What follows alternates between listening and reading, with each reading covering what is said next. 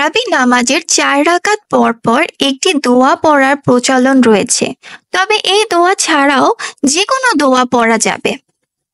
দোয়াটি হলো সুবহানাজিল মুলকি ওয়াল মালাকুতি সুবহানাজিল ইজ্জতি ওয়াল আজমাতি ওয়াল হাইবাতি ওয়াল কুদরাতি ওয়াল কিবরিয়াই ওয়াল জাবারুতি সুবহানাল মালিকিল হাইয়িল্লাযী লা ইয়ানুমু ওয়া লা ইয়ামুতু সুবহুন কুদ্দুসুন রাব্বুনা ওয়া রাব্বুন মালাইকাতি ওয়ার রূহ। এর বাংলা অর্থ হলো আল্লাহ পবিত্রময় সাম্রাজ্য ও মহত্বের মালিক। তিনি পবিত্রময় সম্মান, মহত্ব ও প্রতিপত্তিশালী সত্তা। ক্ষমতাবান, গৌরবময় ও প্রতাপশালী তিনি পবিত্রময় ও রাজাধিরাজ, যিনি চিরজীব, কখনো ঘুমায় না এবং চিরমৃত্যুহীন সত্তা।